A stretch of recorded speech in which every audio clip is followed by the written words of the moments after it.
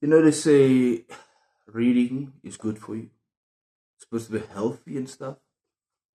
Then why did I almost die? Why did I almost die?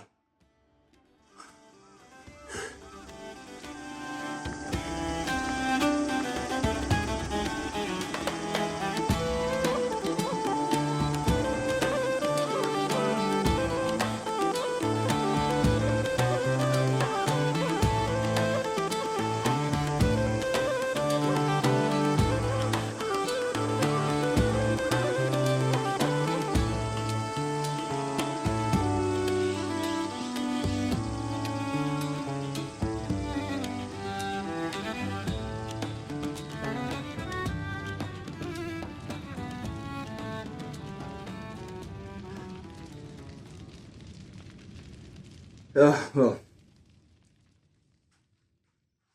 ladies and gentlemen, miscreants, mollifiers. February, I delayed this video by a week. No.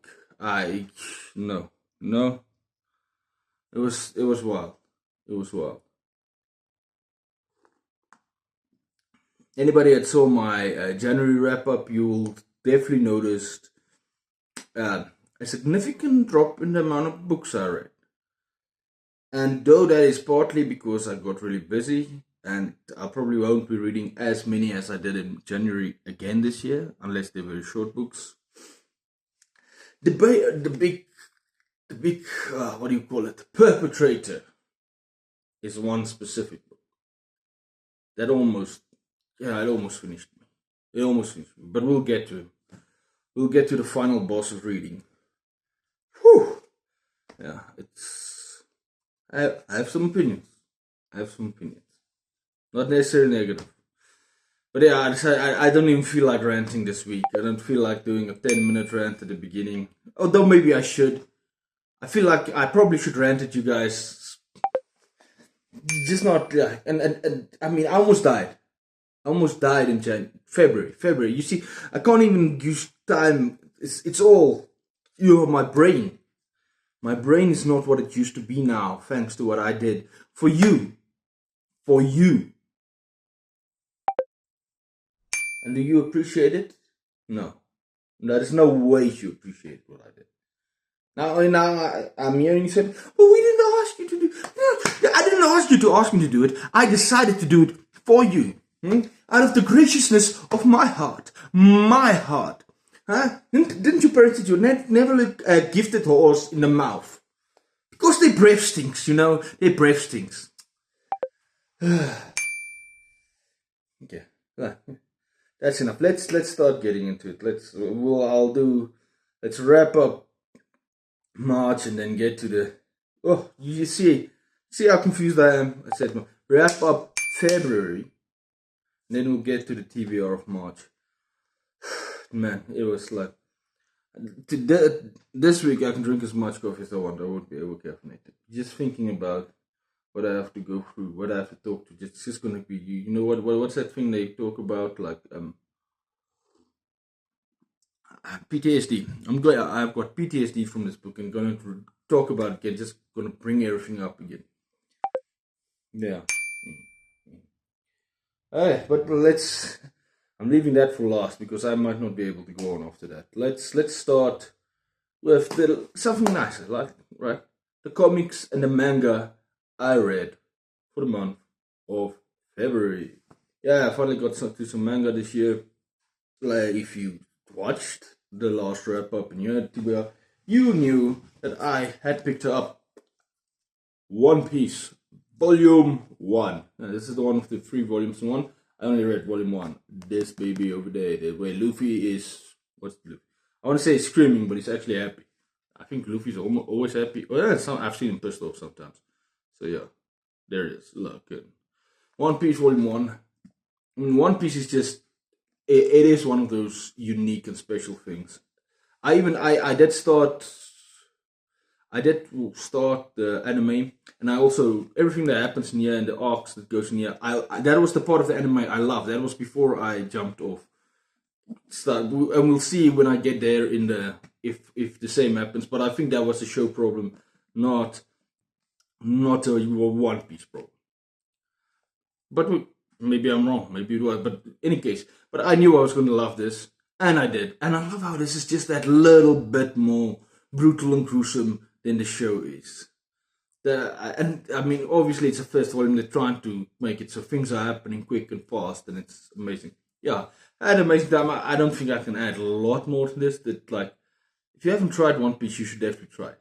You should definitely try it. Maybe it's not for you, but I feel like it. There's nothing like it. There's no way to explain One Piece. I mean, what is it? It's a pirate story that if you explain One Piece as a pirate story, then and this is like I barely know. I know little bits and glimpses of stuff that's supposed to be coming way in the distance, and I only know like the first 6, 7 volumes things that happen. And even there, I said that it's a one of a kind story, and I'm excited to really go deep into One Piece and get into it. Yeah, no, I had so much fun. One Piece Volume 1. What a great start to a great series. Well, I hope it's a great series. I'm assuming it's a great series. There's over 100 volumes. It has to be great. And I mean, if this is the start, and the stuff from Mirren it's coming further, I can't wait. I can't wait to get deeper into this. Lovely stuff. No, nobody tells the story the way Oda does, I assume. That's what everybody says.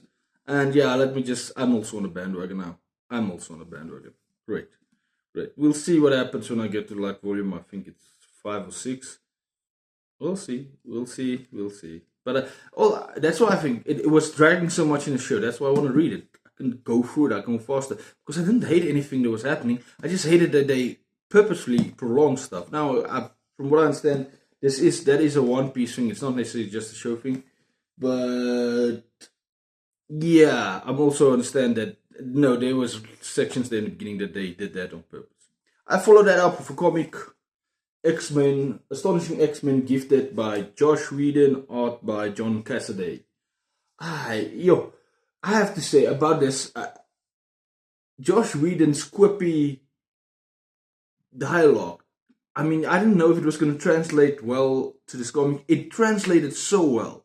I really enjoyed this. I expected it to be okay or fun or I enjoyed it. This was a lot of fun, actually. A lot of fun. Of the Marvel comics I've read so far this year, this was my favorite. For sure. Interesting story as well, and the reveals, how it happens. This is one of those few ones where I'm like, oh, I actually think I might want to get the next one in this series just to see where the story goes. I don't even know if it's still Whedon that does it or then again somebody else. But yeah, I really enjoyed it. This was amazing. Yeah, I mean, they also set up some mysteries and stuff. It was just fun. I don't know what more you want me to say about this. X-Men gifted, like, yeah, there was like, it was one of those a cure. It's a cure for the X gene found and how they did it and everything. And the conflict that arises between the group itself. So you see X-Men turning on X-Men. It's a lot of fun. It's a lot of fun. That's all you need to know. And there's this weird sub storyline with this, with the villain maybe it's not the most entertaining, but at least it's interesting. So I couldn't even fault them on that. And the characters, Kitty Pryde, I really enjoyed it. She was always for me like one of those. Yeah, she's also an X-Men. No, she was awesome. Yeah, and the Diamond Girl, whatever Diamond Girl's name is, you know who I'm talking about. The Diamond Girl. Everybody knows the Diamond Girl. I like the Diamond Girl. She was cool. No, you can pick it up. I definitely recommend from my side. And then my last comic manga pickup was a manga, of course. I try and do it like manga, comic book, manga. I'm gonna always try and do it like that. So yeah, I picked up another manga. One I was so excited to get to. Vinland Saga. And it did not disappoint. Whoa. This is so good. Look at this big boy. And yeah, it flies by. Vinland Saga. Wow. It starts with a battle scene, with a siege. A siege, right? And this siege, And just looking at it is as good as any siege I ever seen in cinema. Never mind trying to draw in cinema, like Helm's Deep, Pelennor Plains, whatever. This one, this is as good as that, and just in what drawn form, unbelievable. And the things that happen are amazing. They start with this awesome stuff, and they have also built in the more beautiful small character moments into this awesome opening battle that just blows your mind. And you feel like, how can the rest of the book live up to something like that? How's that your start? You can't live up to this, but it actually does. There's not a chapter that's wasted. Even the very short ones, there's always something happening in there that's really like, whoa, that was awesome. That was interesting. Well, that was strange. And it also kind of, I love how it feels very grounded for a lot of it. And then that craziness that you always get with manga and anime then just pops up out of nowhere every once in a while in the awesomest way. It's just both adorable and awesome, funny, everything. It just works perfectly. And this thing hits hard. It does not hold back. And you can tell how obsessed. What is the guy's name? Now I have to. Makoyo Yukimura. Yeah, Makoyo Yukimura. You could tell how obsessed he is with Vikings. And yeah, it shows. And just perfect. Man, I can't. It blew my mind. I was expecting to love this, and it just shattered all my expectations. Truly, let's drink from this cup. And now I have to drink. Look. This is with the Odin down there. This is in tribute to Vinland Saga. I cannot wait to pick up the second book in this. I mean, I was not even halfway through this. I'm like, no, order the second book. I need it sooner rather than later. Yeah, no. An absolute masterpiece. And the character of Thorfinn and his backstory as they get into it, amazing. And his dad, and even the villains are, I mean, I don't even know if you can call them really villains at some point. Some of these guys, like Askeland's amazing. Askeland's amazing. And the fat toad-like Frenchman, Lord, that's in the first, like, So, and there's like epic moment after epic moment in this. Small, big, everywhere, emotional, the devastating, glorious battle, whatever. They're all in here. Yeah. I mean, I want to see. There's no ways. I think there's like 15, 16. There's a lot of books in this series. I cannot see him keeping it at this level through all. But I'm excited. I'm excited to see him try, because it's unbelievable. And from what I hear, everybody that's read this loves it. Man.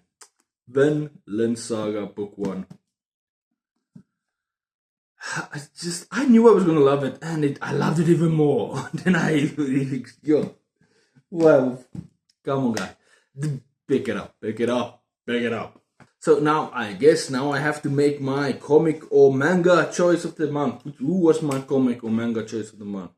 I mean, all of them were good, but I can't even pretend. I can't even, and you would really think that a One Piece volume would be up there, would definitely be a contender, but it wasn't even close. No, Vinland Saga just blew everything out of the water. This has to be my comic manga of the month. Vinland Saga, my illustrated read of the month. My illustrated read of the month. What accent is that? I don't know. It sounds a little an Irish Sean Connery. I am an Irish Sean Connery right now, and I don't know why my face is pulling like that. I'm sure it's not necessary to make this voice. Vinland Saga. Ooh. Thorfinn, Askeland. There's some of us. I wish. Thorfinn's sister. I can't believe I forgot her name. Woo. Cannot wait to get into the next one. Absolute masterpiece from beginning to end. Okay, it's time to move on to the books, right? You remember January I read 7 books? Yeah, you remember that? Well, I only read 4 in February. And one of them I had read half through in January already.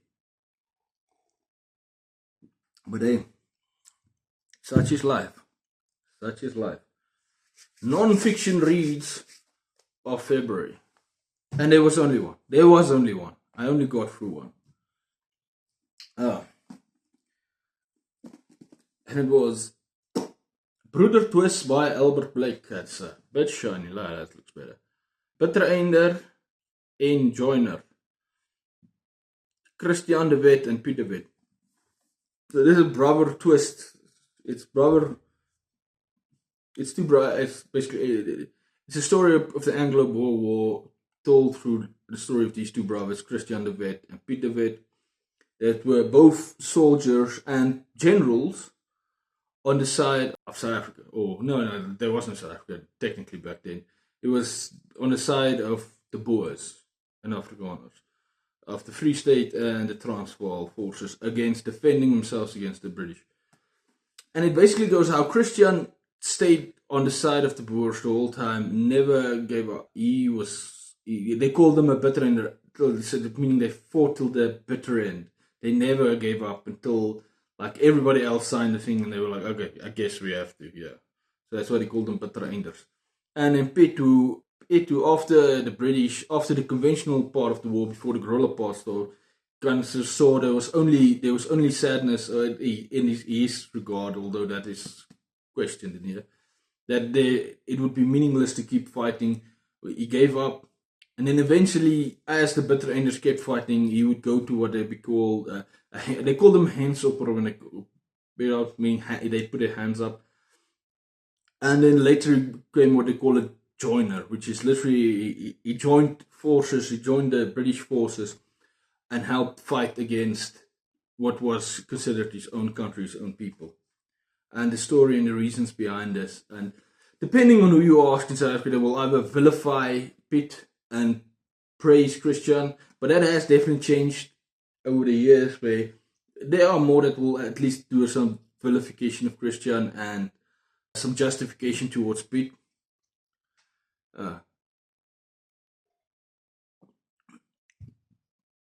Because it was like, no, Piet saw the horrors that was going to come. So that would be like, Piet saw that there was just going to be horrors coming, and the concentration camp and the 25,000 women and children died, the white women and children, and that died in there. And like there was 25,000 black women and children that also died in black concentration camps. So it was over 50,000. Closer, I think I saw once, I think like 56,000 people that died, and it's mainly women and children. And from the mainly women and children, it was also mainly children. To make it like, that's how rough it was in the concentration camps of the Anglo-Boer War, of the British concentration camps. It was a nasty era, and if everybody gave up at the time that Piet gave up, then the concentration camps never happened. So that's a justification some people use for no, Piet was maybe in the right here. But then, I mean, Piet, the book goes deep into detail. What did each brother know? What didn't they know? It's hard to know what they know. It seemed that Piet might have given up more on family reasons. It's like, what were their wives' influences? And they never really reconcile the two brothers. It's really a tragic story of two brothers that found themselves, that were close in the beginning and then found themselves at odds with each other and could never reconcile their differences.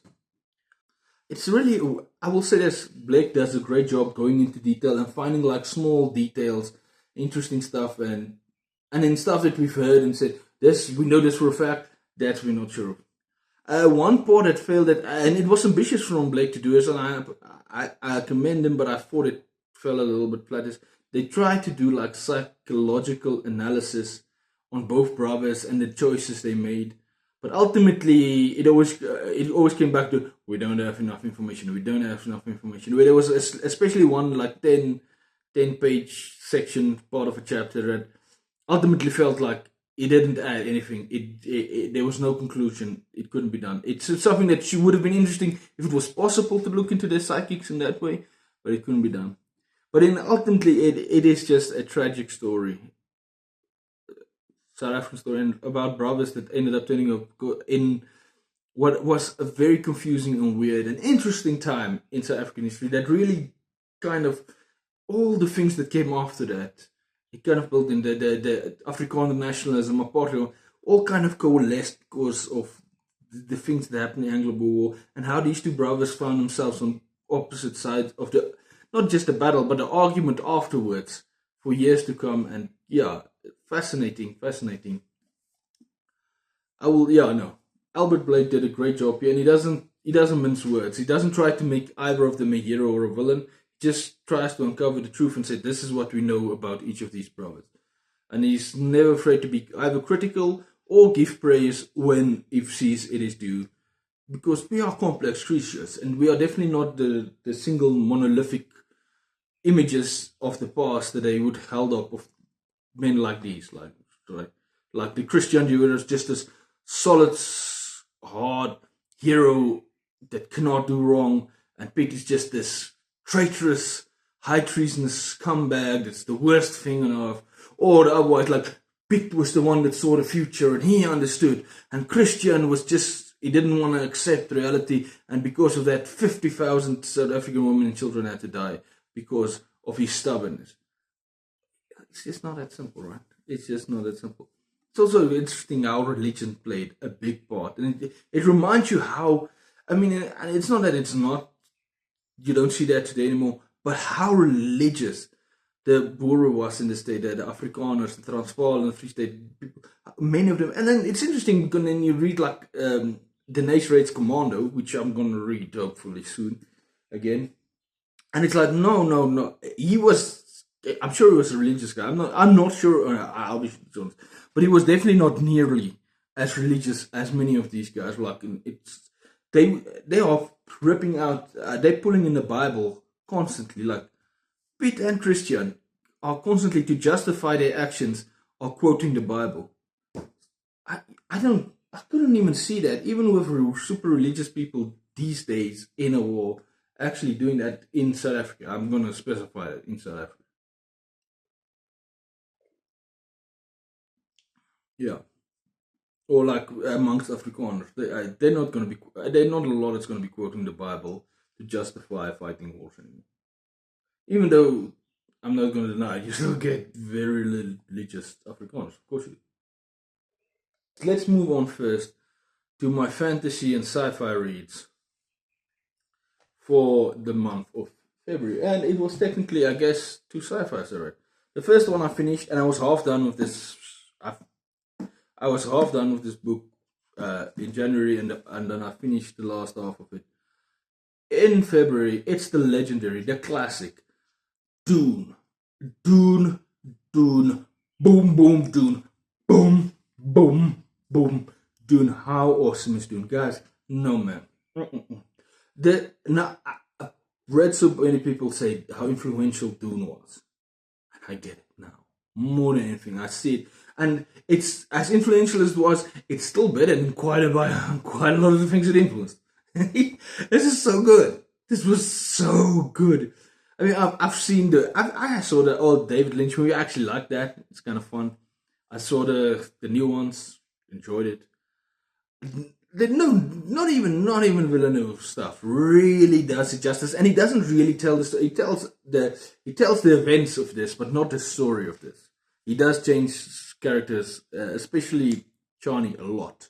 And I like Johnny in the movies. I think it's a very interesting character. But the character in here, I found just as interesting and fascinating as why she's making the choices she's making. Paul Atreides is very interesting. And then I want to say, and this is the Harkonnens. Whenever we get to spend some time with the Harkonnens. Man. And Baron Harkonnen is such a fascinating character. And what Renfuro, the nephew that he likes, the one he likes, not the one he likes less, the one he likes a lot.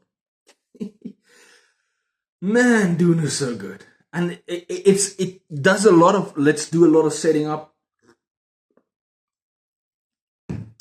It sets a lot of down setup, and then the last third of it's just boom, boom, boom, craziness, and not craziness necessarily. And you expect like big battles and stuff like that. You get those too, but just in crazy, weird, cosmic, and psychological and mystical concepts.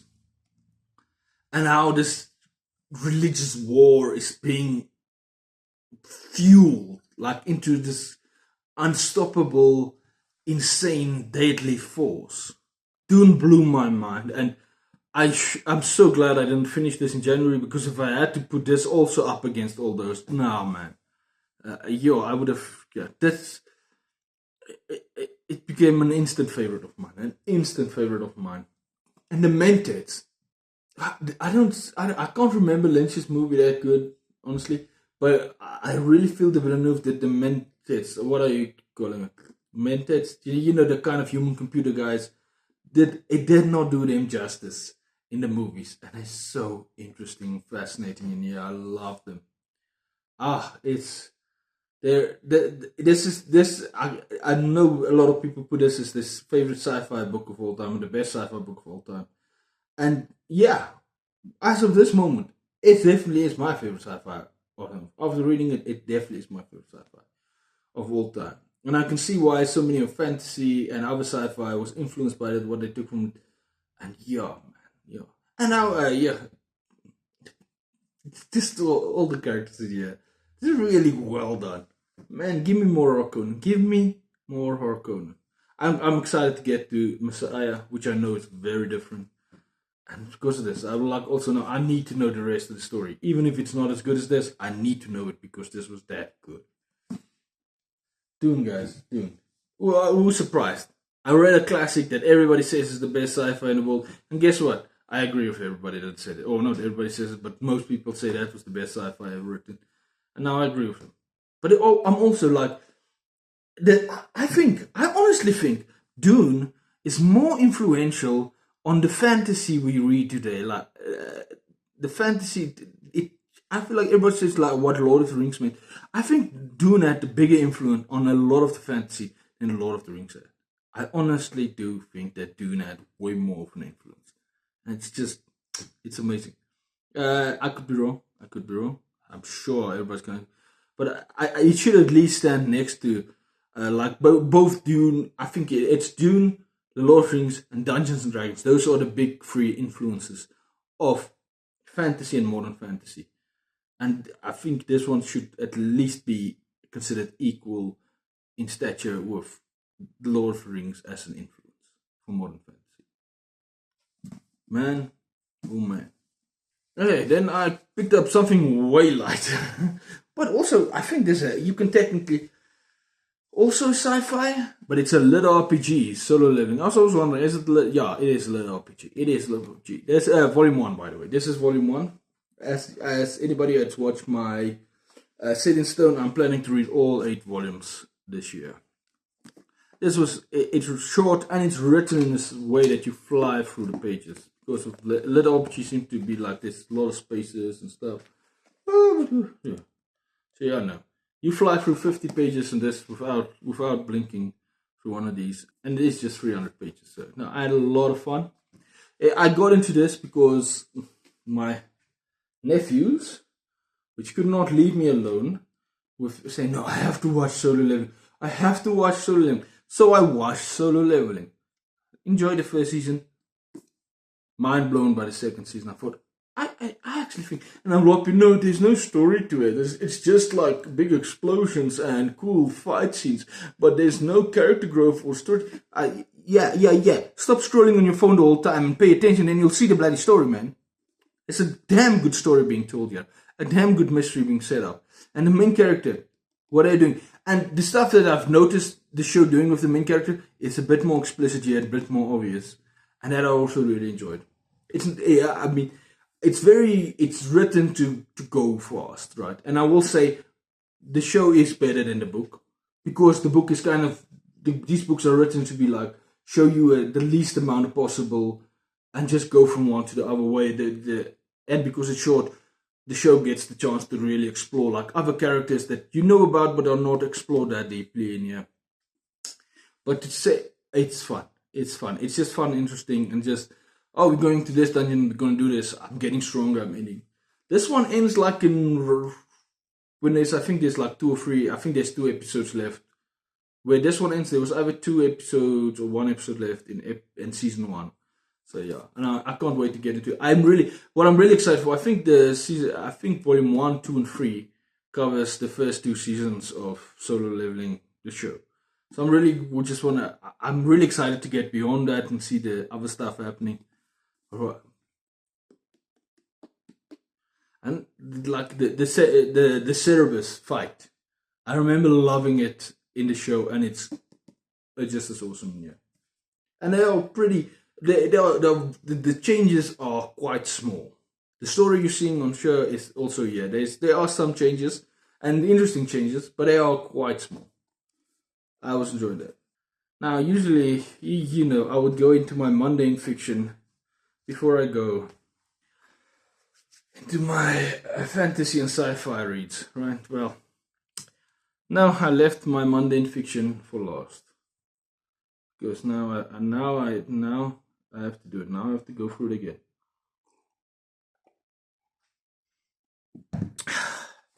And hopefully this is the last time in a while I have to talk about this.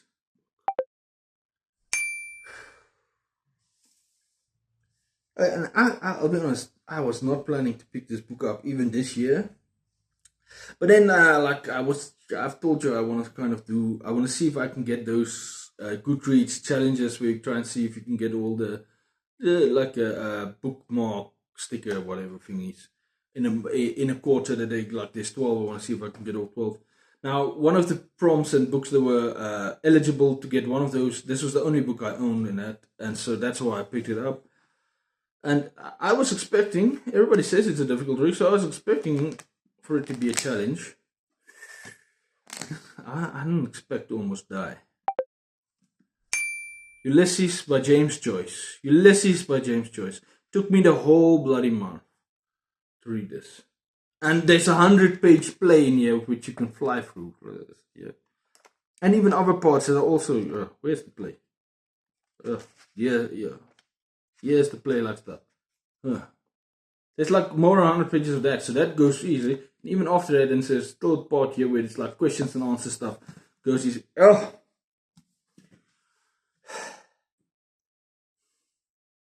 Do you really want me to talk? Listen. It was rough. It was wild. It was horrible. It was a challenge. Certainly from a reading standpoint, this is the hardest thing I've ever done. By far. No textbook has ever, that I've boring ass textbook for class or for study or for whatever, was ever such a struggle as this. And you know what's the worst part? Let me tell you what's the worst part about this. Let me tell you why I'm so pissed off with this book. There's quite a few reasons. But let's start with the first one. So it starts with the...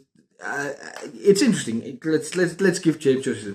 He takes everything, any mundane, it's just like normal mundane thing, day in the life things happening, but then he describes it in the most magical way, which is awesome. It's interesting. I love it. And that's how it starts.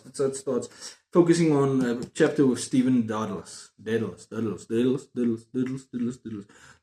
Daedalus. And then introduce Maligan in this in the beginning, and he's with Maligan and Mannequins. And it goes on, and there's some. This is I'm slowly. They're eating. Okay, I'm following. I understand where it goes on, but I'm going slow, and I'm rereading like a passage just to keep it.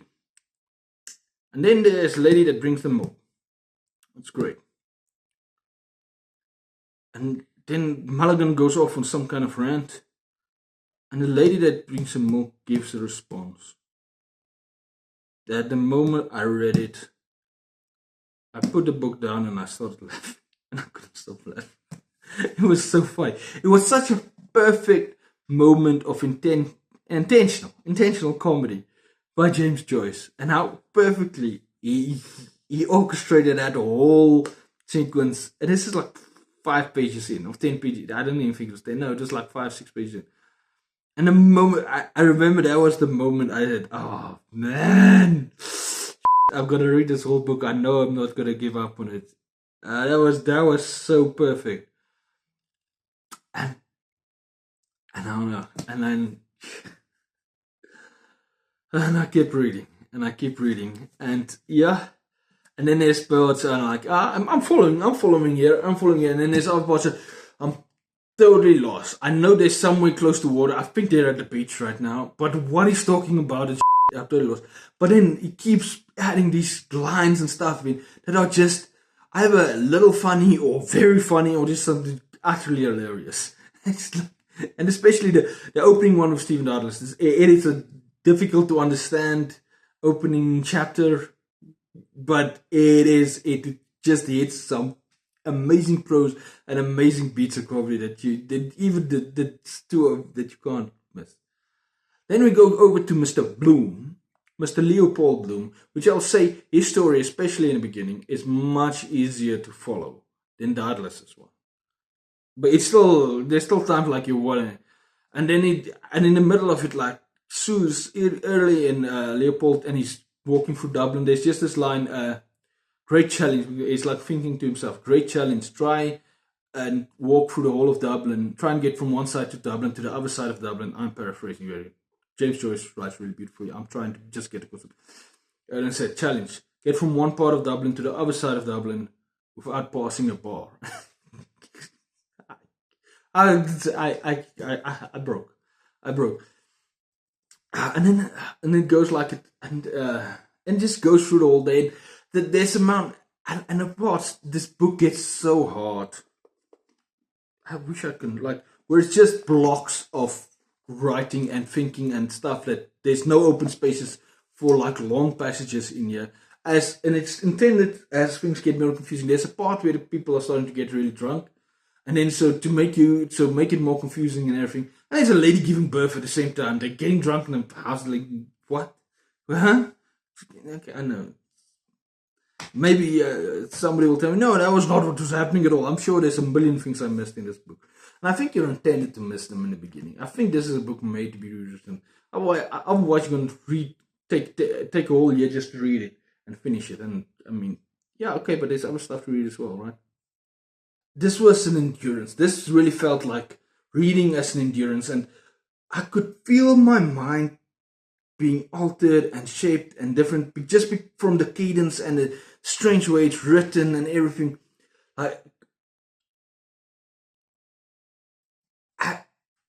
And yeah, it switches and like changes. My mind is different now. My wiring is definitely different from that I read this thing. And it's like, what? And it really is. It definitely changed my brain and how I perceive the information in the written word as I take it in.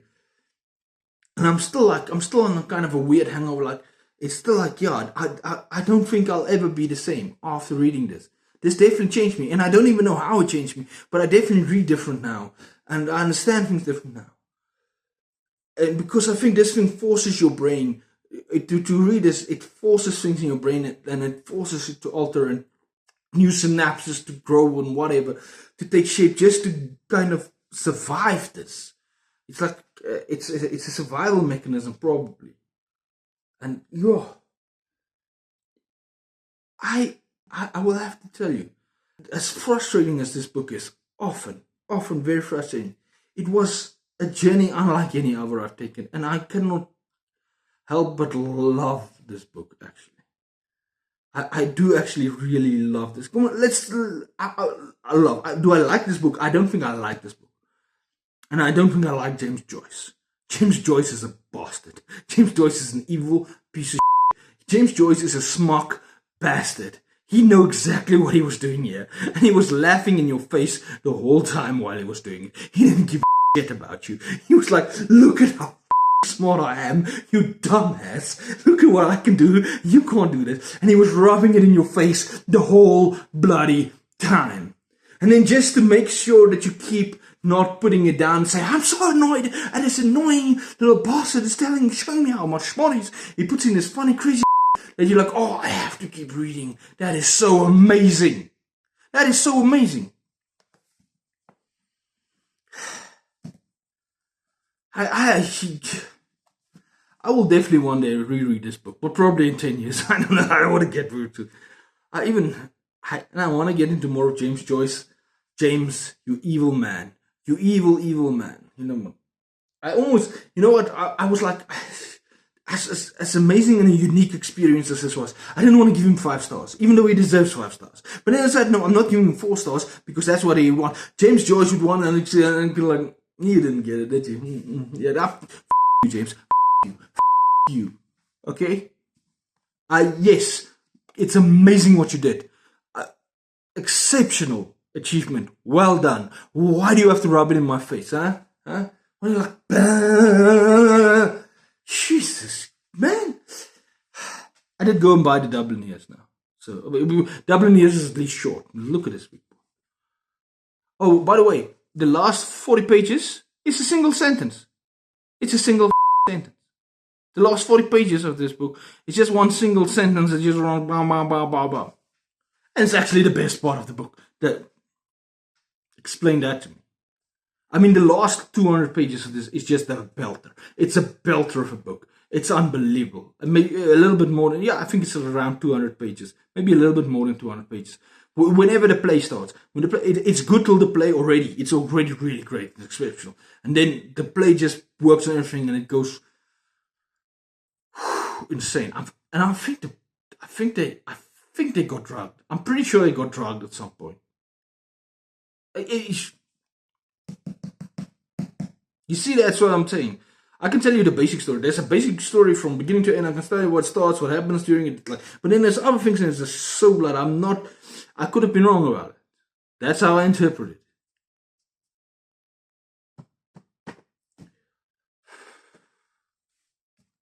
Oh, James Joyce. I mean, and last thing. One of the other things that James Joyce decided to rub you in his face is how well he's read, and that he knows everything and probably read every little magazine, newspaper, every book that's ever written, scientific or otherwise, up until this point in time. And he's going to show you that he read all of it, and that you are a fool because you don't know nothing he's talking about, because you're not as well read as he is. So there's like millions of references in here that I did not know what he was talking about. But then, because it's taking place in Playing Off 1904, there are often references to stuff from the Anglo-Boer War. And luckily, I know about the Anglo-Boer War.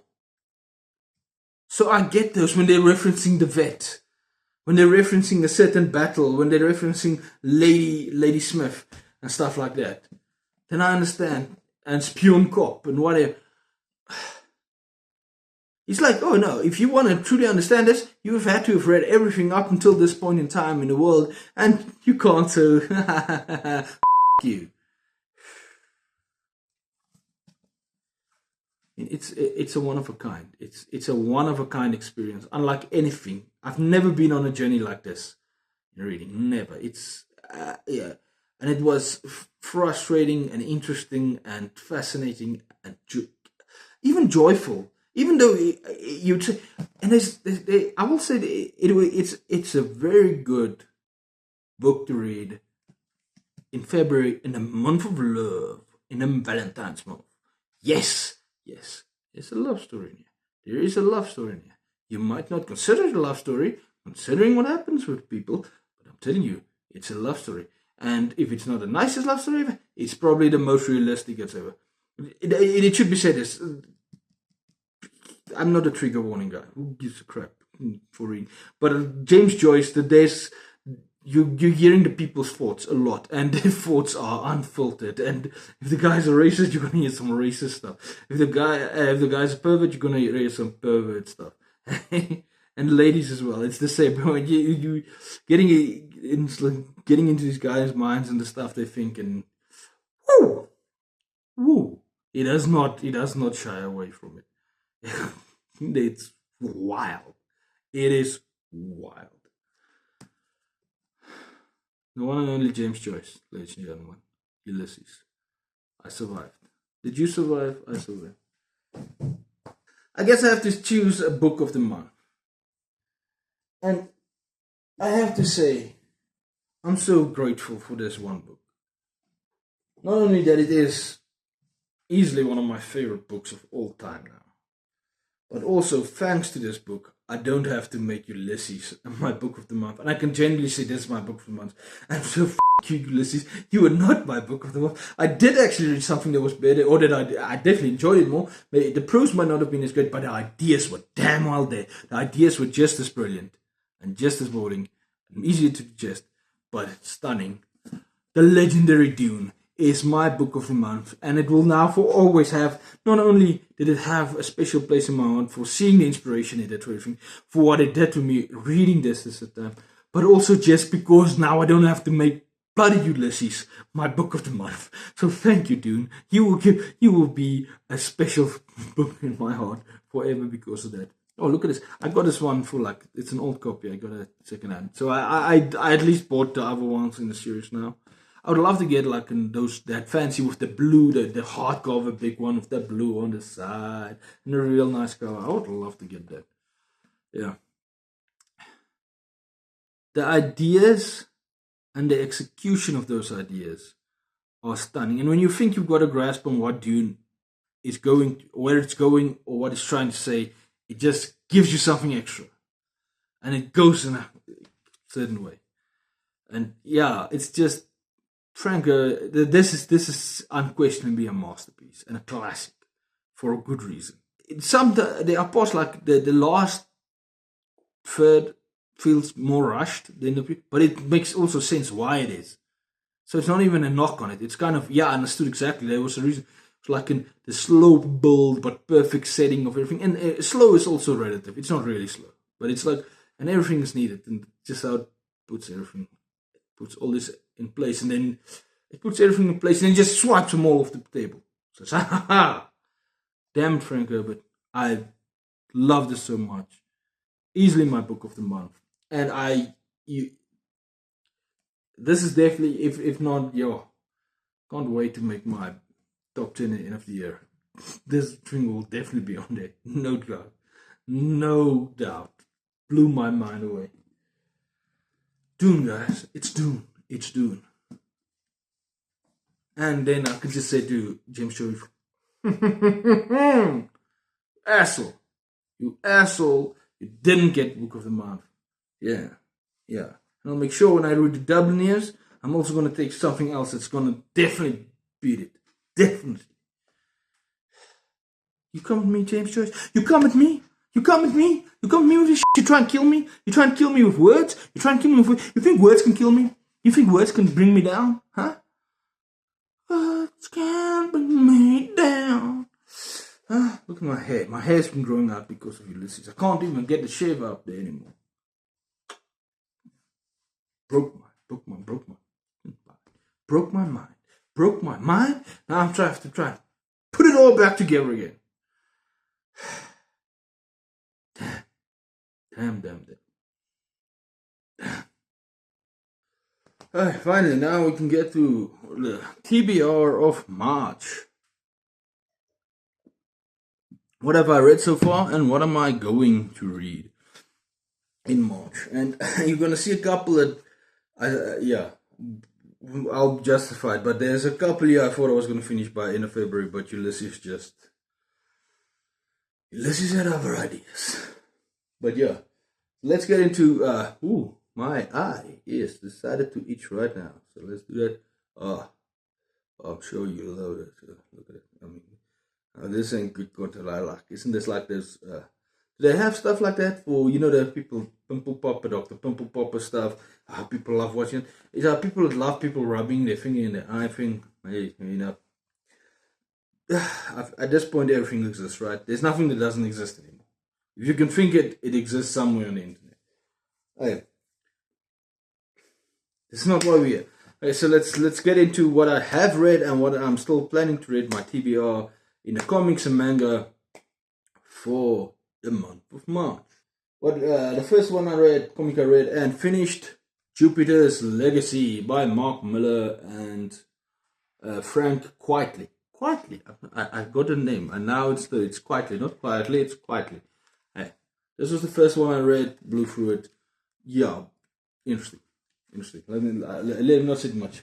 Then I picked up manga, Death Wish Volume 1, Death Note Volume 1. I apologize to Takeshi Obata and Tsugumi Oba. Okay, Tsugumi Oba is the right story, and then Takeshi Obata is Death Note, the story of our evil teen. This is Death Note. You want to be sold on Death Note? It's a story about how truly, truly evil, wicked, and despicable all teenagers are. And it's, by the way, if you didn't notice, this is actually not fiction. Even though it's drawn, it is still a non-fiction work. It's based on true events. Everything exactly happened as described here. These are facts. These are facts. Teenagers are evil. If you believe that. I should be done with Death Note today, in fact. And then I'm picking up Doom Patrol. Doom Patrol! Doom Patrol. It's Gerard Way. Volume 1, Brick by Brick. Gerard Way. It's My Chemical Romance dude. And Nick Darrington. Is Nick Darrington, I guess, the art? I guess so. Yeah, I'm excited to get it. I think this is going to be some nice fun. Do love the show. Watch the first season of Doom Patrol show. Gerard Way has an interesting mind for storytelling. Yeah, I know. I'm excited. Excited for this. And I'll follow that up by another manga, and it is like boom! We're getting into, let's call this, Buggy. One Piece, Volume 2, a Buggy the Clown. Buggy the Clown. We're getting into Buggy. I'm excited. Who doesn't want to go back to One Piece, right? I'm excited to get back to One Piece. Finally. I'll definitely get it through. I'll definitely get through more comics and manga this month in February. Let's just ignore February, okay? Nobody wants to talk about February. Super excited to get back here. Okay, then on to the Nonfiction TBR. Okay, a book I thought I was going to finish in February. I was so convinced because I picked it up halfway through February and like, I'm going to finish this. Easy to read, everything. An African History of Africa. Yeah, I thought I was going to finish it, and then Ulysses just destroyed my whole soul and person and just consumed me and drained me into it, and I forced me, and I couldn't read as much of this as I want to. But at least at this point, I am 2/3 through this. 2/3 through this. Real breeze to it. Really easily written to read. What's the right word? It's very that thing when you can easily get into it. Whatever. Never mind. I'm having good times for very interesting stuff. Learning about, and I knew I was going to learn a lot of stuff that I never knew, and I'm having fun. Yeah, so I'm reading this one in my non-fiction. Should finish it, and then I'm picking up this afterwards. Commando, a Boer journal of the Anglo-Boer War by the Nasrates.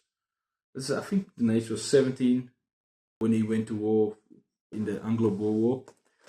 Let's put it there. I've listened to this one before on audio. Really enjoyed it, and Nasrates is a fascinating individual.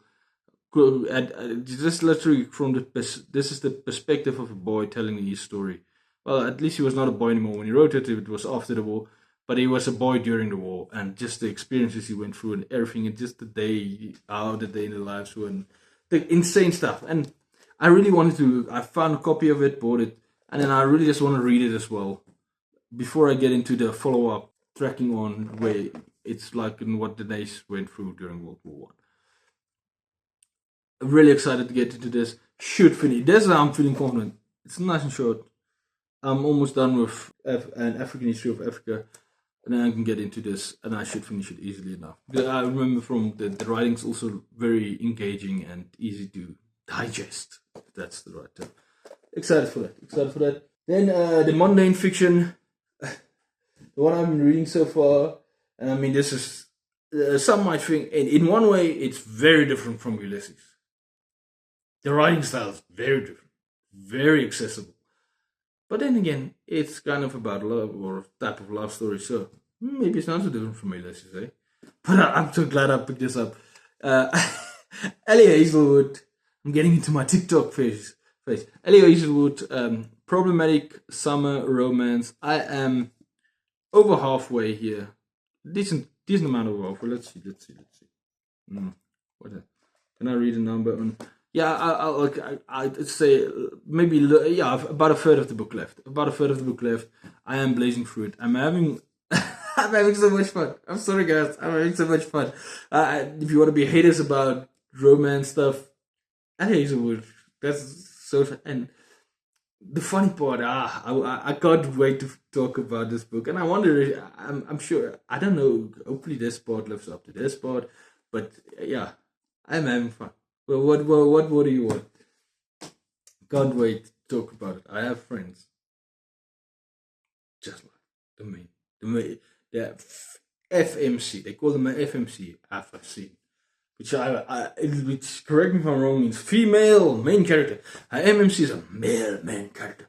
For those older like myself that don't necessarily know this, but yeah, I mean, just breath of fresh. I would say like just something breezy for the mind after having suffered through Ulysses. It's, if nothing else, that was the perfect book to pick up after suffering through Ulysses. And then the next Mundane Fiction, and I think I'm gonna say good chance I'm finishing this one as well in the month. Stuart Clutter's Turning Wheels. This was Stuart Clutter's first ever. This is his debut novel. Now, if you know, I've read one. It was a collection of short stories by Stuart Clutter I picked up last year. Read it, blew my mind. Who's this guy? I've never heard of him.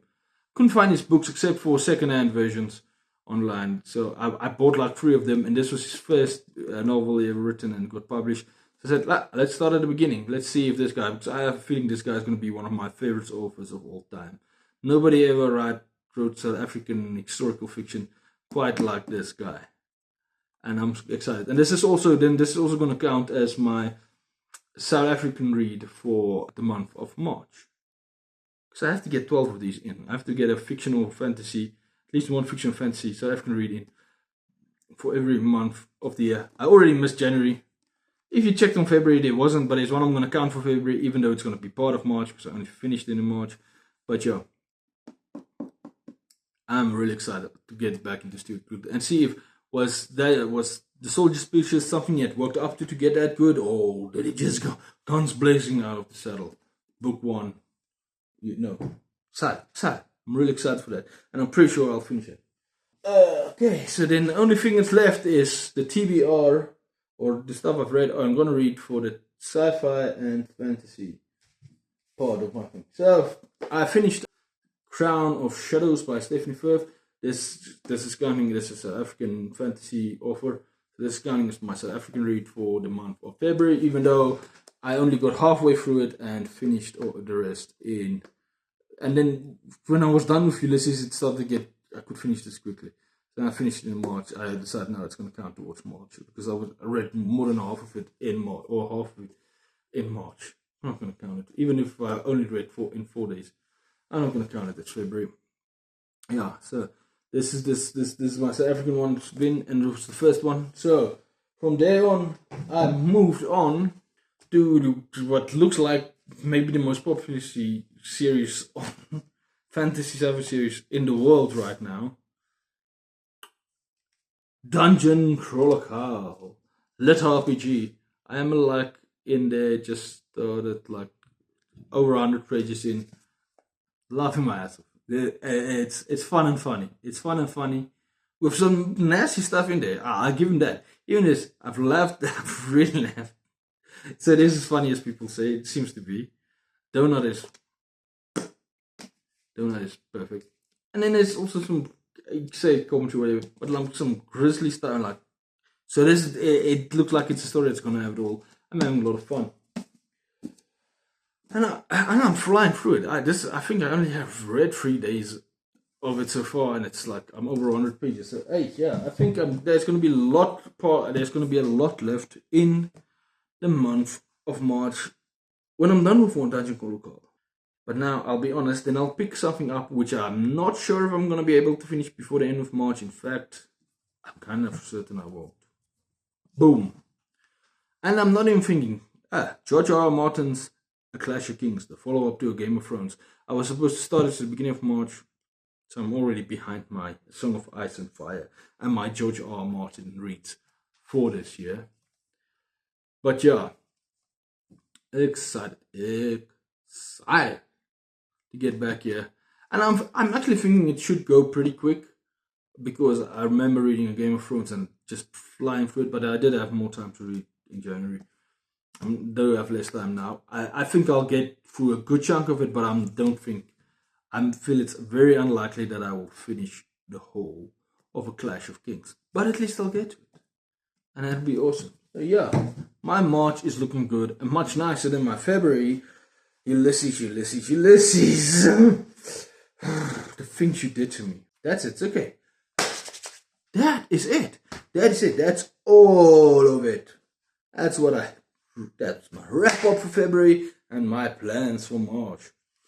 Oh, you have anything to say? Anything to add? Excited? Are you excited? Do you feel I'm a seller, that I'm just trying to get views because I'm going Dungeon Crawl Call and One Piece? Am I a sellout? Am I a terrible person? Am I just trying to get some clickbaity stuff?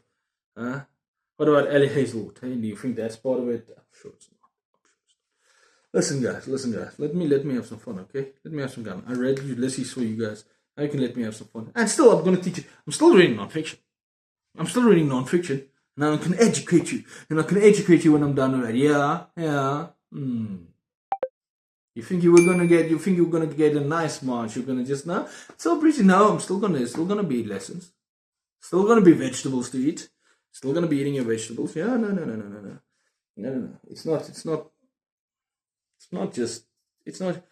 just One Piece and romance and TikTok shows and Dungeon Crawl Call, and we're all having fun and nice times, and we're going to restaurants and everyone dies.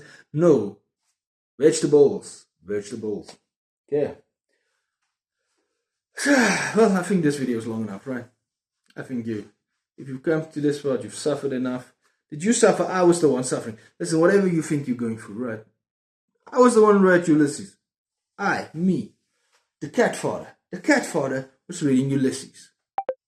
And I don't want to hear you complain about, oh. So there's tragic events, right? I'm the one that had to read Ulysses. Me. I don't want to hear your complaints. I don't want to hear your complaints. Let me try to be nice. Okay? I didn't even introduce myself at the beginning. This is, Ulysses showed him so much, I couldn't even introduce myself. But I mean, there's the thing at the beginning that says who I am, right?